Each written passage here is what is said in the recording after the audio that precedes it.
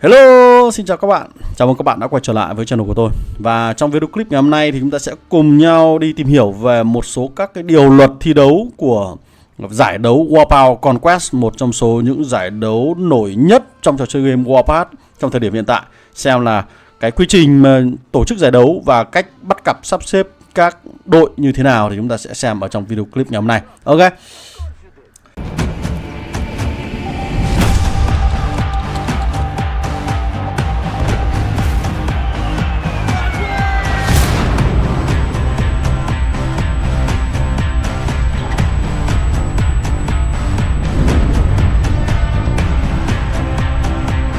Rồi, đừng quên trước khi bắt đầu thì hãy để lại một like, share và nhớ subscribe cái channel của tôi nhé. Rồi, trong cái máy chủ của mình thì hiện tại đang có cái giai đoạn là đăng ký ghép đấu. Đây là cái giai đoạn để các liên minh sẽ tổ chức cho thành viên của mình thành các đội. Thì hiện tại là mỗi liên minh sẽ có cơ hội thành lập được 2 đội khác nhau. Và mỗi một đội sẽ có tối đa là 45 người chơi. Trong đó 30 người sẽ là người chơi chính thức và 15 người sẽ là người chơi dự bị. Những người chơi dự bị này có quyền tham gia vào cuộc chiến nếu như một trong số những người chơi chính thức không có mặt trong thời điểm khởi động trận đấu thì sẽ là những người chơi dự bị có quyền chiến đấu tiếp theo. Ok, để nhà phát hành đưa thêm cái người chơi dự bị này nhằm mục tiêu là để cho các cuộc chiến nó diễn ra một cách công bằng nhất và có sức hấp dẫn tối đa nhất có thể. Thì tùy thuộc vào năng lực của mỗi liên minh, chúng ta hãy tìm kiếm một đội mạnh nhất để sắp xếp các cá nhân tham gia vào trong cái giải đấu lần này. Đấy là cái việc thành lập đội. Thế thì cứ mỗi một đội được thành lập ra thì nó sẽ có một mức lực chiến tổng cao nhất mọi thời đại của tất cả các thành viên trong đó. Và dựa trên mức lực chiến này nó sẽ xếp hạng các đội chơi của chúng ta. Thì trong giải đấu này nó sẽ lấy tổng cộng 128 đội chơi có lực chiến lớn nhất trong trò chơi game này để sắp xếp vào các thứ hạng đấu khác nhau. Ví dụ như này, nó sẽ lấy 16 đội để tham gia vào cấp độ huyền thoại số 1 và 16 đội tiếp theo sẽ là tham gia vào cấp độ huyền thoại 2. Và cứ tương tự như vậy cho đến đội thứ 128 sẽ là tham gia vào cấp độ vàng 3. Và tất cả những thành viên trong các đội này có sự biến động, có sự chuyển đổi thì ngay lập tức cái bảng xếp hạng này sẽ được cập nhật theo. Và các liên minh, các đội có chỉ số lực chiến càng cao thì sẽ được xếp hạng càng cao. Và cái việc xếp hạng này sẽ đem đến cái điểm số cho các đội đó càng nhiều.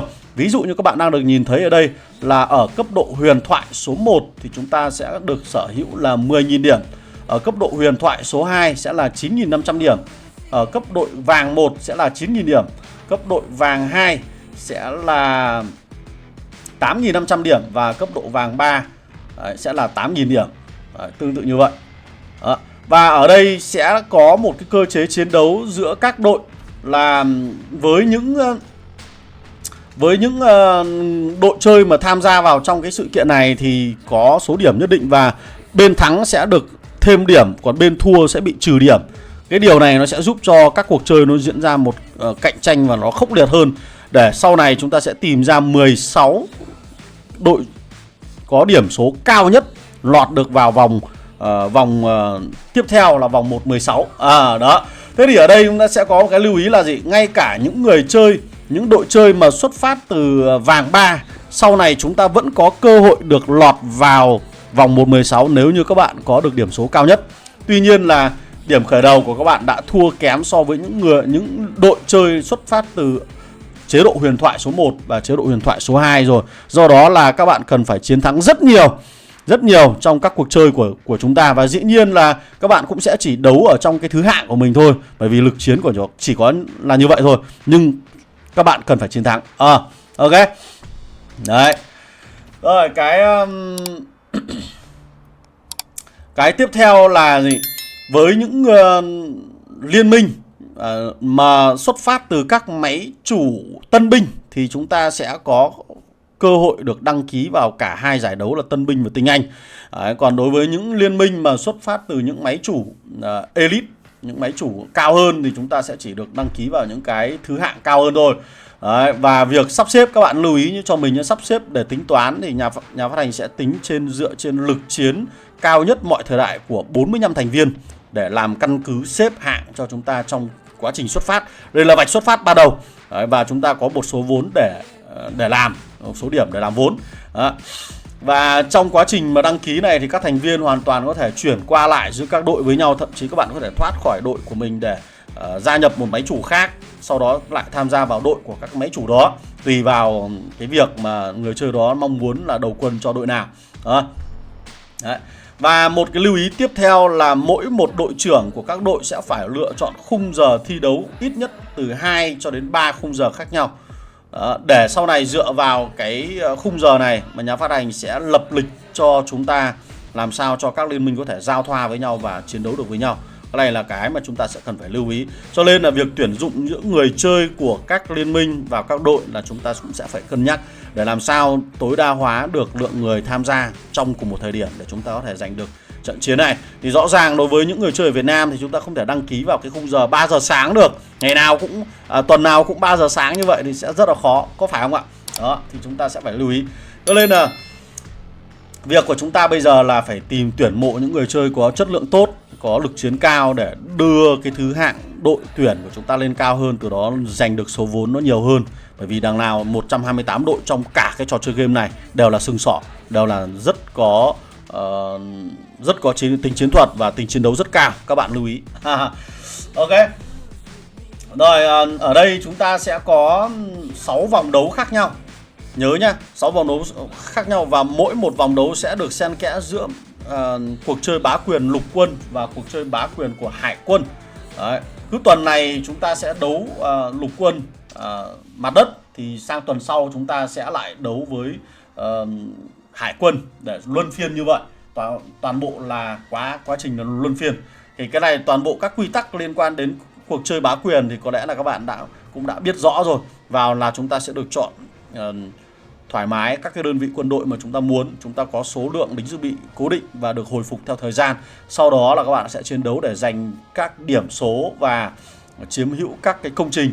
Và dĩ nhiên là trong đợt này chúng ta vẫn có cái việc là hỗ trợ các cái hiệu ứng có lợi dành cho bên thua để cho cái cuộc chơi này nó được kéo dài hơn. Và mỗi một cuộc chiến nó sẽ diễn ra trong vòng 1 tiếng đồng hồ. Thì mình đang mong chờ một cái tính năng rất hay, đó là nhà phát hành có thể thiết kế cho chúng ta cái chế độ khán giả để chúng ta có thể ngồi xem hai bên và livestream trực tiếp cho các bạn xem về trận đánh bá quyền của cả hai đội. Như vậy thì nó sẽ tuyệt vời hơn và có tính lan tỏa nó cao hơn. Ok.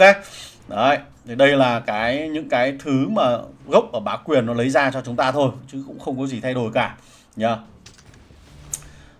Phần thưởng thì về phần thưởng thì nó sẽ có các loại phần thưởng, và dĩ nhiên là khi các bạn tham gia càng lọt vào sâu bên trong thì chúng ta sẽ càng có nhiều điểm và dùng điểm số đó để chúng ta mua ở trong các cái cửa hàng.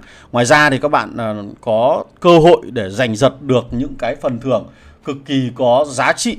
Ví dụ như là các cái phần da của căn cứ là ngai vàng này, rồi huy hiệu đeo ở cổ, cúp vàng, rồi là các phần da dành cho đơn vị, hoặc là thậm chí là liên minh mà có đội giành top 1, giành chiến thắng trong cái cuộc chơi này thì sẽ có một cái cờ riêng, một cờ đặc biệt, và cái cờ này được hiển thị ra bên ngoài luôn để nó thể hiện màu của lãnh thổ đó, một cái màu của ngai vàng luôn các bạn ạ.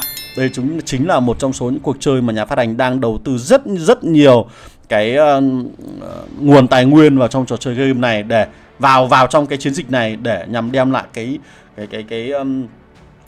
cái tính tích cực hơn cho cái trò chơi game này. Đấy, và ở đây chúng ta cũng có chia ra các vòng đấu phần thưởng của vòng knockout này. Đấy, là đều có các phần da này luôn rồi. Đấy, rất tuyệt vời đúng không? Đấy, rồi phần thưởng, phần cạnh tranh trong cái pha cạnh tranh, tức là cái 6 cái vòng đấu bên ngoài ấy, thì chúng ta sẽ có phần thưởng như thế này. Đấy. Ui giời. Đó. Và đây là cho các trận khác nhau. Đó. Mỗi trận thắng thì chúng ta sẽ được từng này điểm số, được từng này điểm đồng xu, và chúng ta sau đó chúng ta sẽ mua nó ở trong này, mua những cái vật phẩm này. Đây là S1 có biểu tượng đẹp đàng hoàng, đẹp đẽ ăn hoi. Quan trọng nhất được sở hữu cái này. Ok. Đấy, thì chúng ta sẽ có vài ngày để xem xét có lên tham gia cái sự kiện này hay không. Sau đó lại có các ngày tiếp theo để đăng ký và sắp xếp nhân sự. Và tiếp theo để có thời gian để chúng ta nghiên cứu về thể thức thi đấu cũng như là toàn bộ những cái yếu tố để thành lập lên cái thứ hạng, cái bảng xếp hạng. Đấy, thì cái bảng xếp hạng này các bạn có thể theo dõi luôn, mình cam đoan là như vậy. Đấy, các bạn có thể check luôn các đối thủ của mình trong tương lai nó sẽ gặp những ai, và cách bắt cặp rồi các cơ chế xếp đấu đó sẽ như thế nào. Ok rồi, thì hy vọng là thông qua cái video clip này thì các bạn đã có được một cái sự khởi động tốt nhất cho cái cuộc chơi tranh giành cái vị trí tối cao ở trong trò chơi game Warpath này thông qua cái sự kiện Warbound Conquest. Ok, và cuối cùng đừng quên để lại lượt like, share và subscribe channel của mình nhé. Còn bây giờ chào tạm biệt và hẹn gặp lại các bạn ở trong các video clip lần sau. Goodbye.